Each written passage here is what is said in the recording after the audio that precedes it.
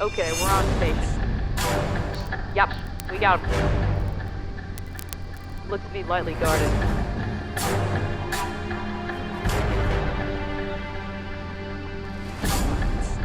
Looks like our boy is maybe 200 meters out from the OP. He's getting in close.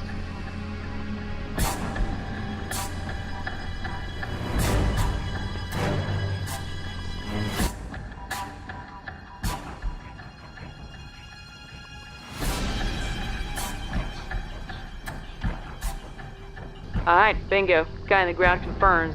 Our target is in the box.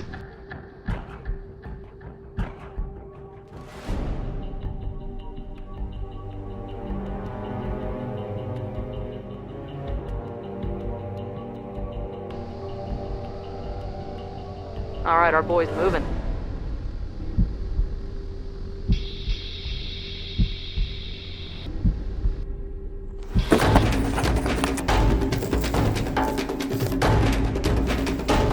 Oh, you took that guy out.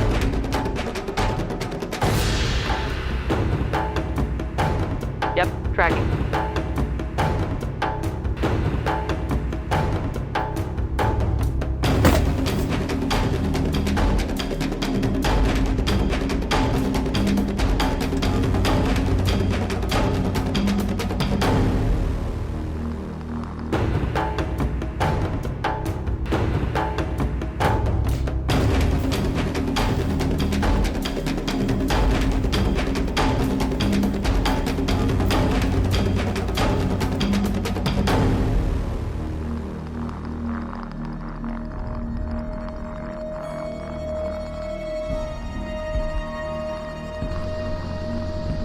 Oh, scratch one bad guy. He's out of there. All right, stay on station. 30 more minutes. Let's follow him after the exfil and make sure our boy gets back safe.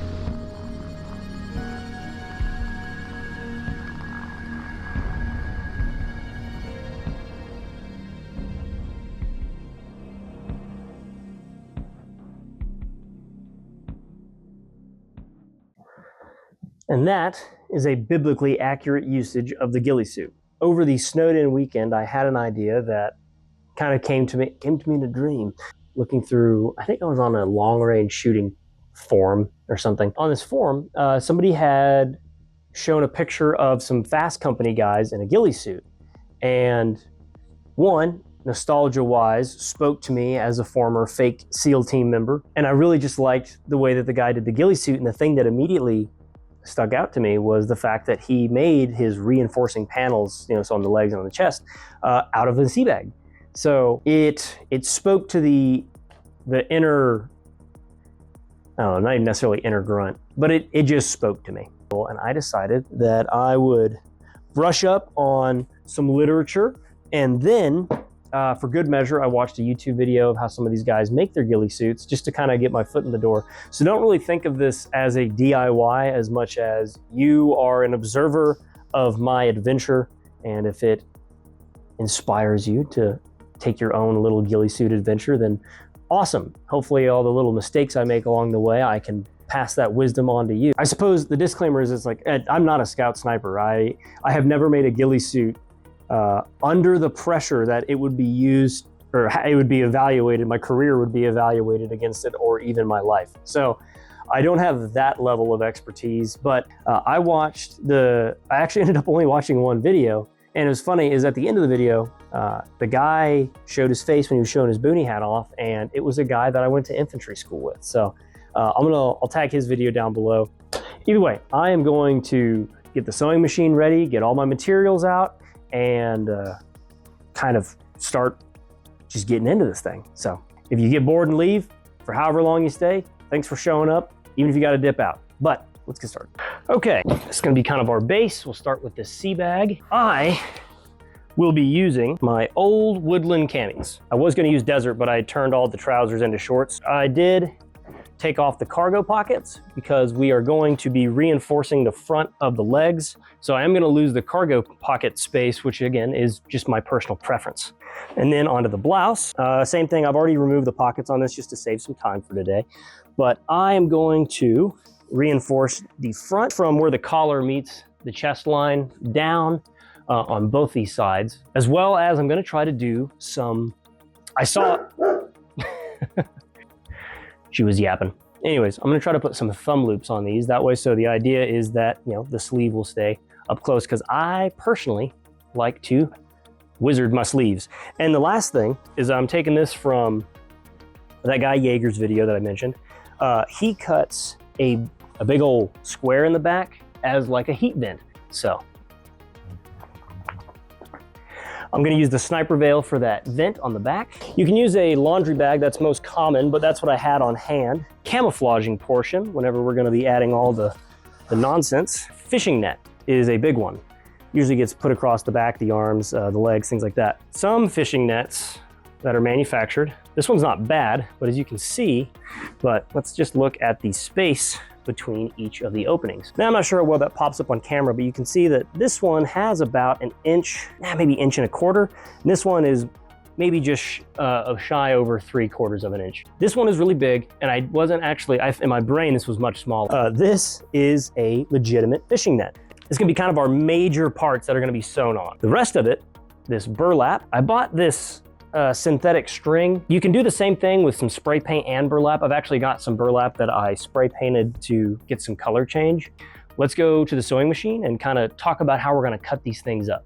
So you don't necessarily have to have a sewing machine if you have a lot of time and a lot of patience. A lot of ghillie suits have been assembled by shoe glue or, you know, some type of silicone type gluing. If you have the funds, a sewing machine makes your life 100 times easier, because it allows you to, like what we're gonna do with the chest, we're gonna do a lot of reinforcing stitches. Hand sewing sucks. One of these bad boys, you can make it, it's like a 5-minute job. You don't have to necessarily get the Viking Emerald, which I think this is like a $400 sewing machine. Either way, enough yapping about the sewing machine. This is my quick little PSA. Get a sewing machine and learn how to use one. A lot of fun. Hey y'all. Sorry for sounding weird. I'm pretty sure I'm getting sick, but I just want to say that every now and again I'm going to pop in and try to give some context to what I'm doing. Other than that, I'll try to make these hyperlapse moments pretty quick, but if something needs some context or I want to explain the process of the build, then I'll take some more time to do that. Other than that, try to speed it along the best I can. The chest is going to be one of those spots that needs a lot of reinforcing. I should probably start with the legs because they're the longest, but the chest is one of those things that it's some big panels, but they're skinny. All I'm doing right now is getting a rough idea. I'm going to probably oversize this. I think I want the panel to basically cover this entire piece of the breast underneath the collar. The sea bag, the reinforced fabric, is not going to extend onto the buttons over here. So this strip will remain Marpat, and it'll be covered because this side will take over that space. Of course, we're going to have to consider whenever we do attach that piece that we need to still be able to access these buttons. So we're just going to steal the hard work of the blouse maker before us, and we are going to have the sea bag extend over this strip. We're going to run this seam, and then we are just going to do the same thing they did. We're going to do a couple of reinforcing stitches. I'm going to do one more across the top, obviously, because that's where the reinforcing panel will go. And same thing, we're just going to, about every 2 buttons, every 2, do a stitch over and over. The nice thing about having a blouse that's already made for you is you can basically just follow a lot of the steps that the pros did before you.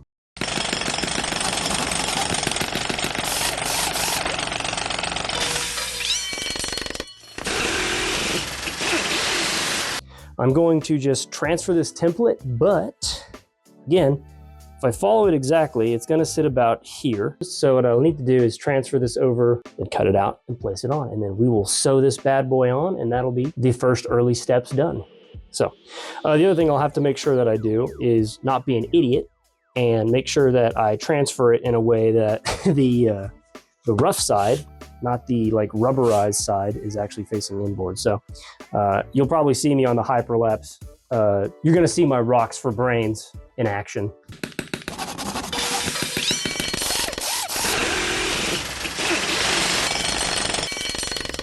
Now that we have done the easy part, we're going to start into the more complicated part of actually attaching this. Just a hair oversized, but I was over by ½ an inch in some spot, ¼ of an inch at the top. So, which is fine. What I'm gonna do is basically, I'm gonna attach this panel, but I'm gonna leave this side, I'm gonna run the seam, the full seam, and then I'm going to trim it, and then we are going to, because we're going to have to do 2 stitches essentially. We're going to have to attach the canvas on this inside piece, and then we'll have to fold this button layer over and restitch it. I'm probably just going to pop these reinforcing sides off so I can just fold that entire thing over, and then I'll just rerun these little corner reinforcing stitches. It will be easier. It'll be an extra step, but it will make my life easier. So that's what we're going to do.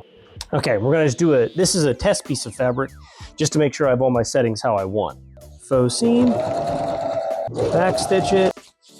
For the most part, I think that I forgot to backstitch the top, so make sure you, see, that's why it does help to, I have found at least, it helps if you have a little test fabric. If you muck something up, it's super easy to fix. It's just tedious is all.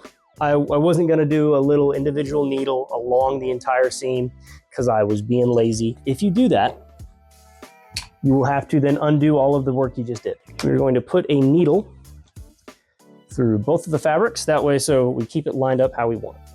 I oversized this on the bottom just a tad. It's as simple as just going through the top piece of fabric and in to our cami fabric and then back up and out. And we're gonna remove all these as we go. I'm sure that there's some kind of proper spacing you're supposed to use. I don't know what it is. As ball ring, yeah, all right, baby, that should be good. Now we know that run that seam there, we'll be good to go. Bulk of the fabric goes in your lap because the machine is going to feed it that way. So that sound effect was necessary, by the way. I'm going to first start, I'm gonna stitch into the material, and then I'm gonna back stitch it. And we are gonna do a double seam. And if I get to a point where I need to tell you something, we'll stop and go from there.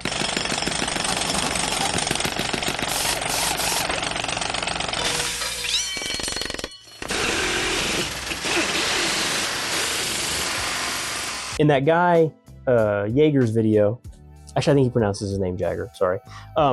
He essentially quilts his reinforcing panels on. So he does these diagonal lines and then intersects those diagonal lines. For lack of a better term, it's kind of quilting. I'm not gonna do that. This whole thing is just sort of like, I've got an idea, I've got a concept of an idea. I have concepts of a plan. This part is a functional piece. It is meant to be attached to reinforce the garment. That's what it's gonna do. That's what it's doing right now. All right, let's get that other side on.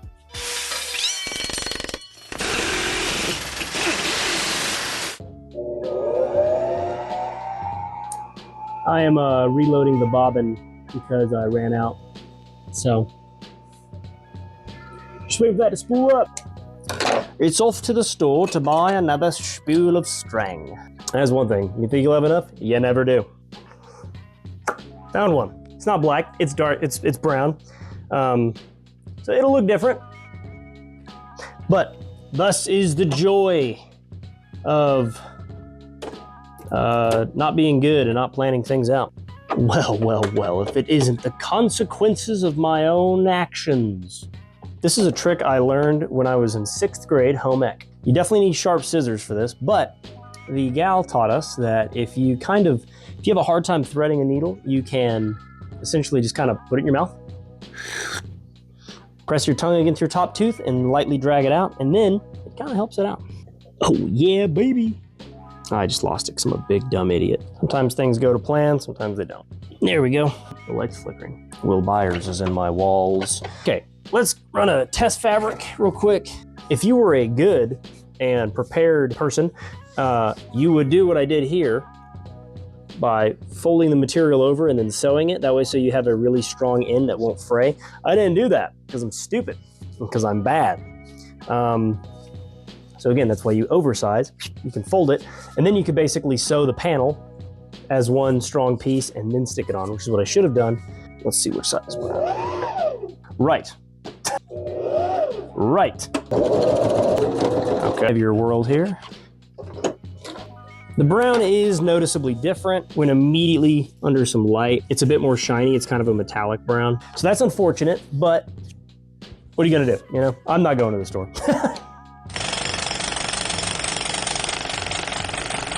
All right, here's a fun little learn from my mistake moments. What an idiot! So because I went so directly off of the seam that the manufacturers made, What I really should have done is push this right up to the edge of these buttons.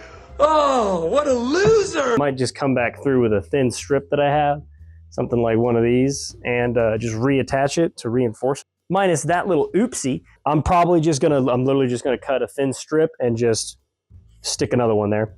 Not ideal, but hey, you know what? Like I said, not a DIY, it's me mucking up. Learn from my mistakes. So that's kind of fun, right? On to the pants. For the pants, I've already removed one of the cargo pockets because I decided, one of the guys I watched, he keeps his cargo pockets and just kind of has it shape around it, but I figure the tops of the thighs and the knees are going to be a super worn place. So I'm going to go ahead and remove both the pockets and just accept the loss of cargo space. But I'm going to go from basically upper mid thigh down to just below the shin. So you can't even see what I'm talking about, just below the shin. And then for the netting on the back when we get there, I'm also going to take some Scout Sniper advice on this one. The guy that I watched, I was going to extend them all the way down the legs. But what he does is just pretty much keep them right here in the butt region. I'm keeping his advice. I said, not a Scout Sniper. I'm just making a ghillie suit because I think it looks cool. So let's get working on the pants now. But what I kind of found is that it is indeed doable. But what you have to do is essentially go through the inside opening of your pants. You kind of have to make it like a U shape, opening down, and then as you are feeding the needle into your garment, you kind of have to roll it and peel it. It takes a lot of finagling. I think that this is probably going to be, if you attempt it yourself, it'd be probably the hardest section because the way the pant leg tapers and the limited space you have with the sewing machine, it's very achievable through hand stitching. I've done my fair share of hand stitching, so I'm trying to get as much sewing machine as possible. So what I might end up doing, probably try the same thing on the other leg, but if it ends up being really bad, if I put the pants on and it really shifts everything, I'll just hand stitch the last bit of it. Okay, sorry, my microphone died, so this is going to be a bad audio update. But it is possible to get all of the pants under the machine. It is just going to require you to do a lot of finagling. So I'll try to capture it in the hyperlapse best I can. But it's going to be one of those things where you just really are going to have to you're going to have to fight with the machine. Even a couple times when I would go through, the clothing would be bunched up underneath. I'd have to back the needle out, pop it apart, back it up, back stitch it to make sure the stitch stayed strong, and then rerun it. But it is possible. So now we have painstakingly put one of our little reinforcing panels on. So Okay, so the pant legs, I wanted to talk about them just a little bit more as you see and kind of watch me struggle. The thing that I found worked best for me is by stitching horizontally across the shin, the lowest shin point. That acts as a good lower point, like an anchor point rather. And then I go through the waistline and I sew the top line that's closer to your hip pocket. Also, don't forget to remove your hip pockets or also sew through them. You know, ask me how I know. But the top and the bottom act as really great anchor points. So then you can really fight the difficult portion, which is going to be the length of the pants. So I put my arm through the pant leg and put a barrier basically from the sewing machine bottom, and the top of my fingers were sort of a separating agent to basically make sure I'm not sewing through both pant legs. So the back panel was not that big of a problem. I really think the pant legs are probably going to be the major difficulties, or the spike in difficulty rather. So now I'm sure you're missing all my obnoxious construction sounds, so don't worry, that's coming up next.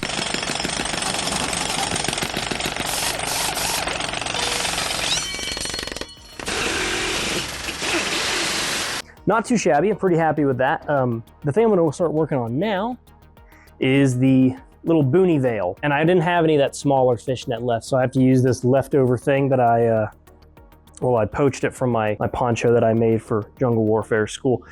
But one of the things is, I bought a new Boonie. All of my hair has made my head bigger. Or I don't know, maybe my head got fat. Regardless, this is my point for just my own little customization for the Boonie. We are going to, of course, put the metal wire in the front of the brim. And then my personal preference is, if you ever get a marine Boonie, it comes with this like fleece type liner. I don't know what it is. I have been cutting this thing out since 2016. I hate that stuff. I think the number is like 10% of your body heat escapes through your noggin. And I know that that has always annoyed me. It's a winter or summer. It's just, it's such a pointless addition to me. My personal hot take maybe on it, but so we're gonna do that. I think I'm going to keep some of this contained. I think I'm gonna keep the top of it on there, but definitely gonna do the front wire and attach the net on top. Now, one of the things was suggested is that when you put the veil on, is to not really put too much in front of your face and to not make the sides terribly long. And the logic that was told to me on that is that so when you're running, your little, I don't know, your little Chewbacca hairs, whatever you want to call the jute and fibers, whenever you're running, this will have a tendency to, you know, sway and slosh, and then you might get smacked in the face or the eye while you're trying to book it somewhere. So I'm gonna try my best to keep that in mind, but I'm gonna start working on this Boonie hat now.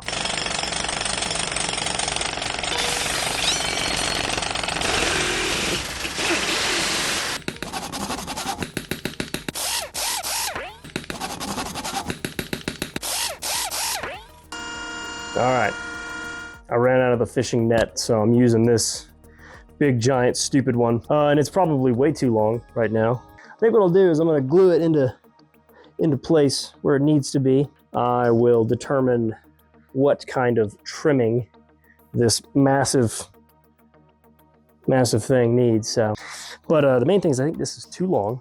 However, I'm worried that the space is too big. So we'll see. I'm going to glue, and I'm going to try my little sand technique. I had some sand by my greenhouse, so we're going to give that a wing.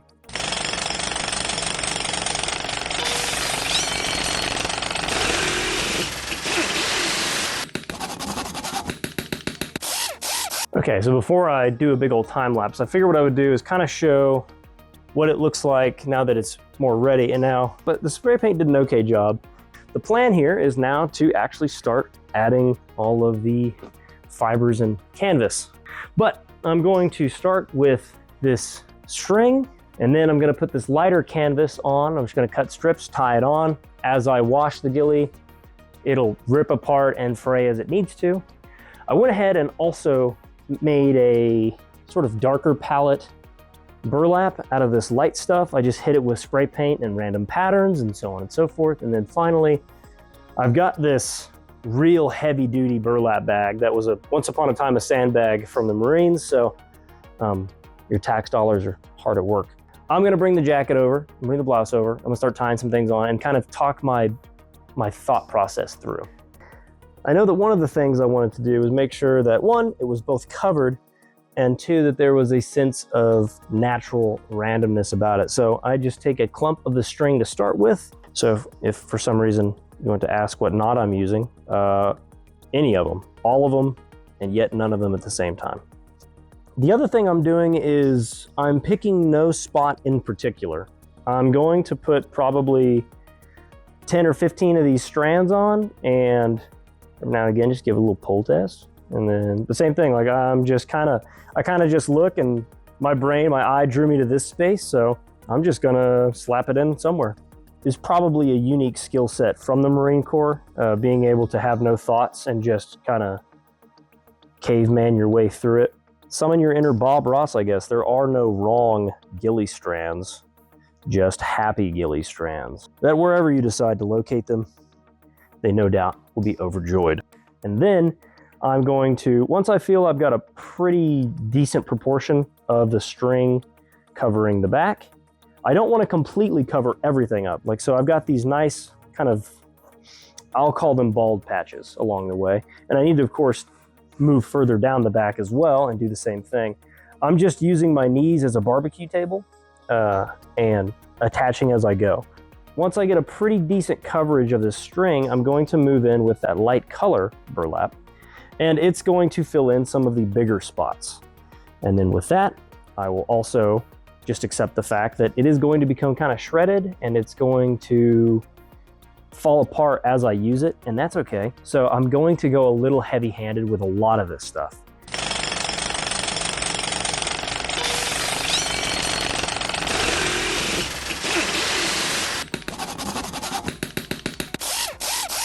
So this is the pants I just went ahead and knocked out, but this is kind of what I'm hoping the rest of the ghillie suit looks like. And it'll, like I said, this burlap is going to pull off and it's going to shed. And probably what's going to end up happening is, we'll just use this piece as an example, right? Like a stick will probably snag this thing and I'll be walking and it'll pull. And then I'll end up with a much more set of ragged strings. So it'll go back to being more stringy, but my hope is that some of these heavier pieces will kind of stay intact. But either way, that's kind of the beauty of this, is if they pull apart, I can just cut them off and add more. But I spray painted some of the burlap, that way so there'd be a darker palette that I plan on putting on top of all this. So anyways, it's coming together. I'd gotten pretty far. I finished the strings on the jacket, and now I need to cut the burlap and jute for it. So this is kind of the first layer of string, and this is my little Boonie hat that I have. And you see there is indeed a Boonie hat underneath all of that shag.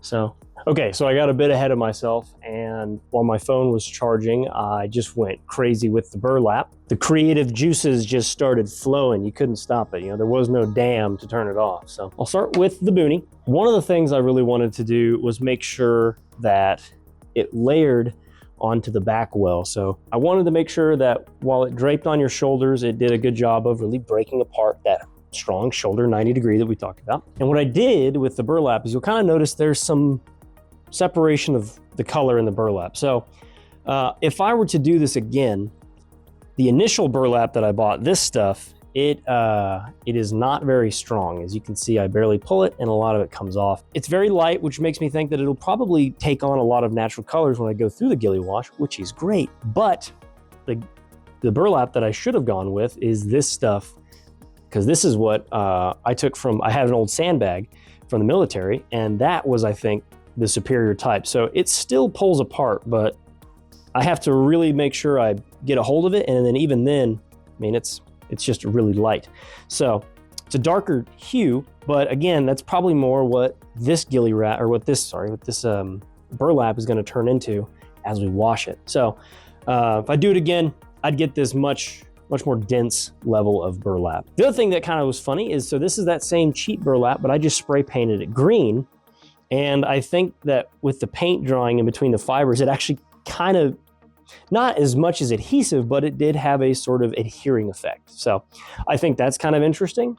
So I guess if you are okay with cheap burlap, you can hit it with some spray paint. That's no big deal. But the way that the layers went is, my first layer was this cheap, really lightweight, super light in color as well, burlap. And then I came back in with a sandbag, which is a little darker. And then I finally came in with the green burlap, these nice dark green strips. So everything kind of layers together well. There was a couple of pieces of burlap I just straight up removed from the top of the head. Like you see, I got a little calic action going on here. I had one that was bugging me. It was like sticking straight up. So anyways, all part of that stuff. I was initially going to try to make a hood for this, but I'm really glad that I just went for the simplicity of the Boonie hat. So whenever it was initially just these really thin fibers, I grabbed a piece of these really thin fibers, I thought maybe I'll just keep it like that. But then once I started adding these heavy chunks of burlap, it was I think it really helped add some more textural depth to the jacket. So, but I think it went around okay. And same process as the Boonie hat. I simply just started with the lighter burlap and then layered on. I have this is what I have left over. So I took this cheap burlap, and this is its lightest form as it comes, kind of bad. And then what I did is I hung a big chunk of it up and just spray painted it various colors and kind of tiger striped it. I have none of the green left, but I think you can imagine what a whole total green piece looks like. And then this is the sandbag burlap. That is a much more dense type of it's got a better weave. Initially was hesitant about the power of just using adhesive. So of course I stitched on a lot of the underlying net. Other than that, I think, now that's a good example. It's getting caught on stuff already, as you see. I think for the most part, for my region and my climate, I think this will do okay. It is still currently shedding every now and again, and I think it probably could use a little bit of trimming to add more depth. I think some of this stuff up front could be shortened, that way so we get more shadowing down in here. But I think before I go crazy with man-made manipulation. I'm gonna see how Mother Nature puts this thing in the ring. It's of course got some learning pains, like where I didn't quite get that size of that front panel right, and I had to go in and improvise a piece. This back panel, I have a lot of faith in because of its material. When it was already green, I didn't have to worry about painting anything. And it is double stitched. Not necessarily well, but double stitched nonetheless. That pretty much concludes the ghillie suit. So a few things that I wanted to add. This book for a lot of the kind of generalization on, how to camouflage, how to make a ghillie suit. But one of the things I thought was interesting that I might add in later is I'll probably make this drag bag, because I went ahead and made a little rifle wrap. And the way that I made this guy is I took a very thin piece of that sniper veil, which is what the back vent is made of, cut about a 1/2 inch strip real long, and just layered a lot of this string on there, sewed it, and then I put the burlap, sewed it, and then put the dark green and sewed it again. So it's pretty tough. But the thing that I kind of liked about it is I can make this improvised scope cover. So that way I don't have a real big, harsh black circle. I can break up that silhouette. And with this kind of cheaper burlap, I can really open it up. And it cuts down on a lot of the light that's allowed into the scope. But the thing is, it can still burn through it pretty easily. So, and it, of course, matches the suit. So I thought that was kind of fun. And I might add that into, I'm sure you can imagine 1/2 inch strip, sew a bunch of crap to it, you get a sniper wrap. So my plan is to go to the public park, or the national park rather, and I'm going to try to find a big pool of muddy water and go flopping around in it, see how well it stays together. But I think that it would be very interesting to make a drag bag and all the other little accoutrements that go with your ghillie suit, but for the most part, I'd say it's pretty well done. So I used 2 books to kind of assist me on this. For a lot of kind of visual assistance, I liked the illustrated guide of Sniper Skills by Mark Spicer. Spicer or Spicer, but it's got a lot of great visual reference. Now, the other book that I used is this little sniper guide from 1989. It is Department of the Army, so it's a legit source, but mainly for kind of this area, it goes through sort of ways to build a ghillie suit. And I didn't even necessarily follow them exactly. They mentioned to put the netting all down the back of the pants, things like that. These are the 2 books that I use mostly. Every now and again, Googling an image of a guy in a ghillie suit. And to be completely honest, I did replay Call of Duty 4 all ghillied up. And then of course, I know I've mentioned it prior, but I can't mention enough that my old buddy from the Marines, when I went to infantry school with him, his YouTube video that I have linked in there, I took a lot of his advice to heart. Overall, this was a ton of fun to make, and I would encourage anybody who likes military gear or likes doing anything that this could be related to, even if you don't, even if you're just an airsofter. This was just such a fun endeavor to go on. The sewing, although tedious in the pants, that's a terrible sentence. The sewing aspect may seem like it's out of your wheelhouse, but I would encourage you to borrow, buy, or whatever, get a sewing machine and just kind of do some practice runs. I think a kind of fun, easy practice run is making raid mods, because they're all in pretty open spaces of the blouse. So this was a fun kind of culminating event to sew on and to work with. And I'm excited to make another one for my friend. His will actually probably be better than mine because of the things I've learned while making this one. But if you have made it to this point, thank you so much for enduring my yapping, my poor editing, and lack of any type of video structure. I just shoot from the hip and just pray during the editing process. Regardless, thank you so much for sticking around. And if you didn't stick around, we're sending that message out to him anyways. Thank you so much for sharing your time with me. I hope you enjoyed this, and I hope you take on a little endeavor like this yourself, because it's a ton of fun. But that being said, bye.